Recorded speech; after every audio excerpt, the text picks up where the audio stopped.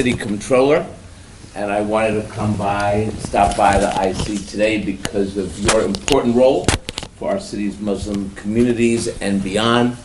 First thing you should know about me is I watch the money, so be assured that the money of the city is in the bank, but it's a deeper reason why I come here today, because this community and this imam is really the entry point for cultural relevant issues that confront our communities and confront the Muslim community as well.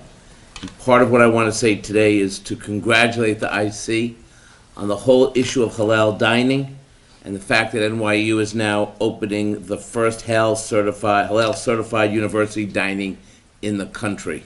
We are embarking on a similar mission to make sure that our children in the public schools have both halal food and kosher food. It's a joint initiative, and I'm proud to tell you that through our efforts and through the collaboration with the Islamic Center, we now have a pilot program at the Department of Education, which means this is going to benefit all of our students in the city and people who literally have children who cannot eat while they're in school because they're prohibited because of religious issues.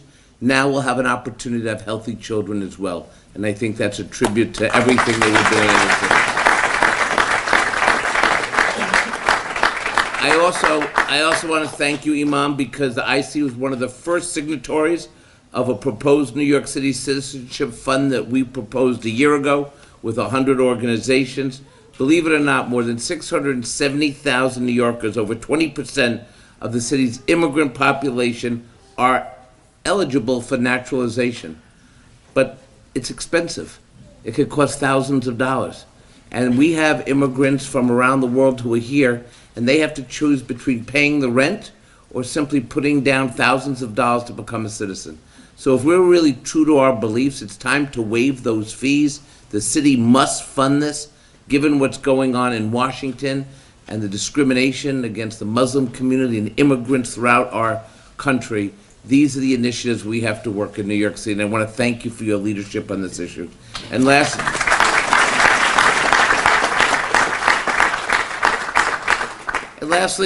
this is also about affordability. We have people who come to our great city and give so much to our city, both in terms of economic development and opportunity. But the entrance fee to New York is suddenly becoming a $1 million or $2 million condo. And we've got to build affordable housing for our communities. We've got to make sure that when people come here, they can stay here because that benefits our city. And that's something else I think about as controller. But really, I wanted to come by to also say that I want to build a real relationship with the community. While I have been fortunate to have the guidance of Imam Latif's sister, Alia, who's here, and you should give her a big round of applause because there is no one who fights harder for this community than she does. Is that okay, Imam? I could say that? And it's really amazing. And one of the things that I've learned from Alia is that if we're really going to have a true and just city, elected officials have to step up and do more. Elected officials have to come into the room and build real relationships, not just those fake relationships at election time. So I hope you'll see a lot more of me. I look forward to getting together with the Imam, but also with each and every one of you. And I wish you all success in your endeavors. If you're students, if you're business leaders, if you're New Yorkers, which you are, then I really wish you a great, safe space. It's called New York City, and we will never, ever surrender to Donald Trump and the haters out there. That I promise you. Never, ever, ever. Thank you all, and God bless you. Thank you.